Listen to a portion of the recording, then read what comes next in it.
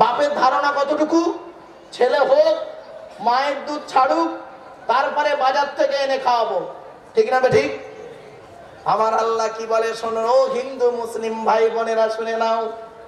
আমার আল্লাহ বলে, ওরে আব্দুল্লাহ গিনে মারু, তুই যখন তোর মায়ের পেটের ভিতরে ছিলিস, আমি আল্লাহ জানতাম রে 10 মাস 10 দিন পরে পৃথিবীর মুখ যখন দেখবি, তোর নাভির সঙ্গে মায়ের নাভিটা কেটে দেওয়া হবে, দুধের প্রয়োজন হবে। তাই আমি আল্লাহ করেছি কি, তুই যখন তোর মায়ের পেটের ভিতরে ছিলিস, তোর মায়ের শরীরের 80 ফোঁটা রক্তকে ফিল্টার করি তুই আসার আগেই তোর জন্য তোর মায়ের স্তনের ফোঁটাই দুধ আমি আল্লাহ আগেই পাঠিয়ে দিয়েছি। বন্ধুরে, জীবনে কোনোদিনই বুড়ো বুড়ি বাম্মাকে কাঁদায় না। অনেক ছেলে মেয়ে আছে, কি হিন্দু কি মুসলিম, বাপের ভাত দেয় না, মার ভাত দেয় না। তুমি বাপকে মাকে দেখো না, তুমি আবার কেমন সন্তান? লজ্জা করে না? আপনারা কি জানেন, এই কোরআনে আল্লাহ আর নবীদের পরই স্থান হলো বাপ আর মায়ের। শুধু তাই নয়, এই কোরআনে পিতামাতার খেদমত করতে হবে, সেবা করতে হবে, পিতামাতার প্রতি লক্ষ্য রাখতে হবে, বহু জায়গায় বলা আছে। কটা জায়গার নাম বলবো আমি বলছি, আর আপনারা গুনতে শুরু করুন। 1 নম্বর পারার 11 নম্বর পৃষ্ঠার 12 নম্বর লাইন, সূরার নাম সূরা বাকারা, ওয়াবিল ওয়ালিদাইনি ইহসানা, পিতামাতার সেবা যত্ন করো, কোরআনে বলা আছে। 2 নম্বর পারার 12 নম্বর পৃষ্ঠার 13 নম্বর লাইন, সূরার নাম সূরা বাকারা, ইয়াসআলুনাকা মাযা ইউনফিকুন কুল মা আনফাকতুম মিন খায়রিন ফালিল ওয়ালিদাইনি ওয়াল আকরামিন। বাম্মার পেছনে টাকা পয়সা ব্যয় করবে। 3 নাম্বার হলো 5 নম্বর পারার 5 নাম্বার 3 নাম্বার পৃষ্ঠা 3 নাম্বার লাইন, সূরার নাম সূরা নিসা 36 নম্বর আয়াত, ওয়াবুদুল্লাহ ওয়া লা তুশরিকু বিহি শাইয়্যা ওয়া বিল ওয়ালিদাইনি ইহসানা, বাম্মার সেবা যত্ন করবে। 8 নম্বর পারার 7 নাম্বার পৃষ্ঠার 11 নাম্বার লাইন, সূরার নাম সূরা আনামের 151 নম্বর আয়াত, লা তুশরিকু বিহি শাইয়্যা ওয়া বিল ওয়ালিদাইনি ইহসানা, বাম্মার সেবা যত্ন করবে।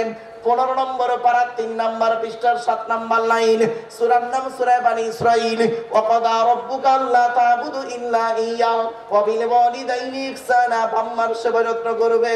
20 নম্বর পারা 16 নম্বর পৃষ্ঠার 4 নম্বর লাইন, সূরার নাম সূরা আনকাবুত, ওয়া ওয়াসাইনাল ইনসানা বিওয়ালিদাইহি হুসনা, বাম্মার সেবা যত্ন করবে।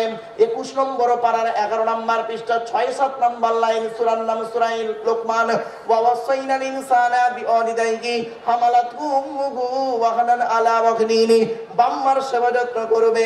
26 নম্বর পারার 2 নম্বর পৃষ্ঠার 12 নম্বর লাইন, সূরার নাম সূরা আহকাফের 18 নম্বর আয়াত, ওয়া ওয়াসাইনাল ইনসানা বিওয়ালিদাইহি ইহসানা হামালাতহু উম্মুহু কুরহা ওয়া ওয়াদাআতহু কুরহা। তোরা তোদের বাপ আর মায়ের সেবা যত্ন কর। তোদের মা তোদের বড় কষ্ট করে গর্ভে ধারণ করেছে, দুনিয়ার মুখটা বড় কষ্ট করে দেখিয়েছে। সন্তান, তুমি যত বড় আলেম, হাফেজ, মাস্টার, ডাক্তার, ইঞ্জিনিয়ার, প্রফেসর হও না কেন, ইন্নাল জান্নাতা তাহতা কুদামিল উম্মাহাত, হে ছেলে মেয়েরা, তোদের জান্নাত স্বর্গ হলো তোদের বাপ আর মায়ের পায়ের তলায়। এই বাপের ভাত দাও না, মার ভাত দাও না, লজ্জা করে না? ছোট্ট কয়েকটা প্রশ্ন করছি, হিন্দু মুসলিম বলুন তো দেখি, আপনাদের এখানে খাসি বিক্রি হয়? আরে ভাই বলুন না, খাসি পাঁঠা বিক্রি হয়? আরে আমি ওই পাঁঠা ওই খাসির কথা বলিনি, দুপায় পাঁঠা দুপায় খাসি। ছেলের বাপের কবর কেনার জায়গা কম পড়েছে, মেয়ের বাপের কাছ থেকে নেয় বিয়ের পণ, ঠিক না ঠিক? লজ্জা করে না? যে ছেলেটা মাধ্যমিক পাস করলো, নিরুপমার করুণ গল্পটা গল্পগুচ্ছ কাহিনী, রবীন্দ্রনাথের লেখা দেনা পাওনা গল্প পড়ার পরে সে ছেলে যদি বলে মাধ্যমিকে স্টার পেয়েছি, আমার সার্টিফিকেটের দাম হলো 50,000 টাকা, ইয়াম্মা গাড়ি, 5 ভরি সোনা, তবে একটা গরিবের মেয়েকে বিবাহ করব। আমি আব্দুল্লাহ গির মারুফ বলে যাচ্ছি, মাধ্যমিকে স্টার পাওয়া ছেলেটার থেকে যে ছেলেটা 4 পাস করে বাড়িতে বসে থাকে, 4 পাস করা ছেলেটা মাধ্যমিকে স্টার পাওয়া ছেলের থেকে ভালো, ঠিক না ঠিক? আজকের কন্যা দায়ে মানুষ ভিক্ষা করছে, লজ্জা করে না? ছেলের বাপরা এতটাই ভিখারি হয়ে গেছে, মেয়ের বাপের টাকায় তুমি বড় লোক দেখাচ্ছ, ফুটানি দেখাচ্ছ। লজ্জা করা উচিত। তোমাকে ছেলের বাপ বলতে ঘৃণা লাগে, তোমাকে ছেলের বাপ বলতে ঘৃণা লাগে, তোমাকে পুরুষ বলতে ঘৃণা লাগে, তোমাকে পুরুষ বলতে ঘৃণা লাগে। কি হিন্দু কি মুসলিম, বাস্তব কথা বলে যাচ্ছে, অসুবিধা হচ্ছে না? এই বর্ধমান জেলায় এটা পূর্ব এই বর্ধমান জেলায় কি হিন্দু কি মুসলিম, এই বর্ধমান জেলায় একটা সরকারি চাকরিজীবী ছেলেকে জামাই করতে গেলে কি হিন্দু কি মুসলিম, একটা সরকারি চাকরিজীবী ছেলেকে জামাই করতে গেলে মেয়ের বাপের দুটো কিডনি বিক্রি করলে যেন ভালো হয়। ঠিক না বে ঠিক? এত ডিমান্ড, লজ্জা করে না? ভিখারির বাচ্চা তুমি, আগে মানুষ হও আগে। শুধু তাই নয়, এই কোরআনে বলা হয়েছে সাম্মাউনা লিল কাযিবি আকালুনা লিসসুহুদ। সুদের তাফসীরে বলা হয়েছে বিয়ের পণ্যতা যেমন হারাম, ব্যভিচার করা যেমন হারাম। আজকে লজ্জা করে না? বিয়ের পণ নিয়েছেন, হ্যাঁ, খাট গদি ড্রেসিং টেবিল আলমারি 5 ভরি সোনা ইয়াম্মা গাড়ি নিয়েছেন, লজ্জা করে না? আল্লাহ যদি চায় ওই গাড়ি অ্যাক্সিডেন্ট করে তোরে মেরে দেবে।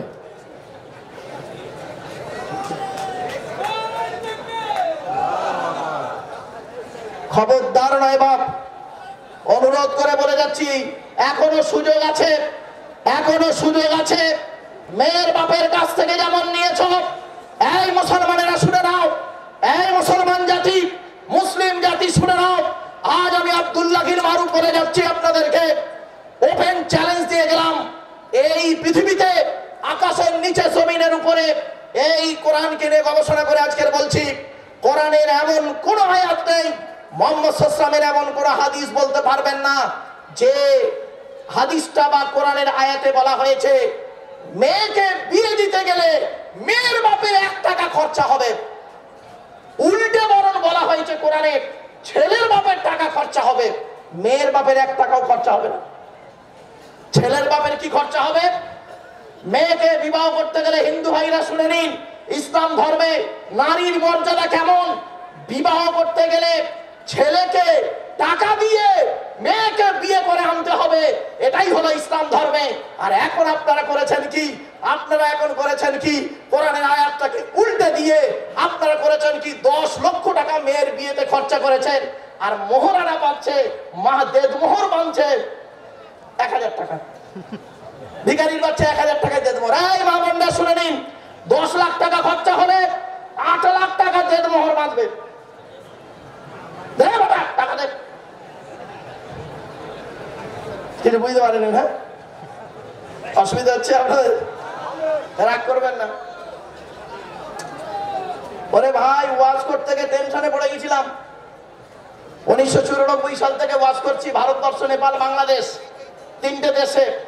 আর ইউটিউব তো, ফেসবুক তো আপনারা দেখেছেন, জেনেছেন।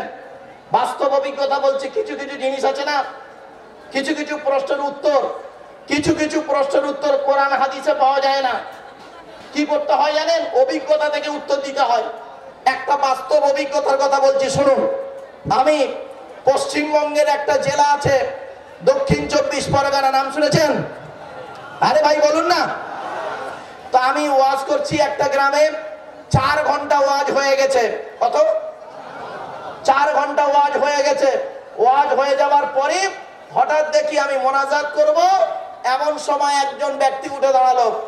উঠে দাঁড়িয়ে বলছে, হুজুর আমার একটা প্রশ্ন আছে। কি প্রশ্ন বাবা? বলছে, হুজুর সুন্দরবন জঙ্গলের ভিতরে অজু করে নামাজের মুসাল্লা বিছিয়ে আমি জঙ্গলের ভেতরে নামাজ পড়ছি, ভালো। এমত অবস্থায় আমার সামনে রয়্যাল বেঙ্গল টাইগার বাঘ এসে হাজির। আমি ওই অবস্থায় নামাজ পড়বো না, ছেড়ে দেবো। আমি তখন চিন্তা করে দেখলাম এর দলিল কোরআনেও নেই, হাদিসেও নেই। ও যেমন আনাড়ির মতো প্রশ্ন করেছে, আনাড়ির মতো উত্তরটা আমি এরম দিলাম। দেখুন উত্তরটা হয়েছে কি। আমি তখন বললাম, বাবা ওই অবস্থাতে যদি নামাজ পড়তে পড়তে রয়্যাল বেঙ্গল টাইগার বাঘ দেখে যদি তোমার অজু থাকে তাহলে নামাজ পড়বে, আর অজু যদি চটে যায় পালাবার লাইন করবে। এই উত্তর ঠিক আছে?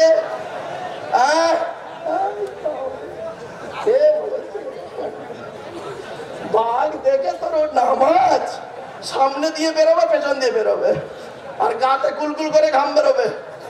চলো বাপ, আমি বুঝে নিয়েছি, অসুবিধা হচ্ছে আপনাদের? হ্যাঁ, আলোচনা চলছে বাপ আর মায়ের, ঠিক না বে ঠিক? আল্লাহর নবী বলছেন, আমি বলি নাই, রাদিয়াল্লাহু ফি রাদিয়াল ওয়ালিদাইন ওয়া সাকাতুল্লাহি ফি সাকাতিল ওয়ালিদাইন। আল্লাহর নবী বলেন, এই ছেলেমেয়েরা, তোমাদের ব্যবহারে হকের উপরে তোমাদের বাম্মা যদি নারাজ হয়ে যায়, আল্লাহ নারাজ হয়ে যাবে। হকের উপরে বাম্মা যদি খুশি হয়ে যায়, আল্লাহ খুশি হয়ে যাবে। এজন্য আপনাদেরকে বলে যাচ্ছি বাবা, যাদের পিতামাতা মারা গেছে, যাদের পিতামাতা মারা গেছে, তারা পিতামাতার জন্য দান খয়রাত করবেন, দান খয়রাত করবেন পিতামাতার জন্য, বাপের জন্য দান করবেন, গরিব ফকির এতিম মিসকিনদের পেছনে দান করবেন। পিতামাতা যাদের মারা গেছে, যাদের পিতামাতা বেঁচে আছে, বৃদ্ধ পিতামাতার সঙ্গে ভালো আচরণ করবেন। মনে রাখবেন, অনেক সময় কি হয় জানেন? বাস্তব কথা আপনাদের বলছি, বাস্তব কথাটাই বলছি আপনাদেরকে। আচ্ছা ভাই, আপনাদের এলাকায় পুত্র সন্তান দেওয়ার মালিক কে?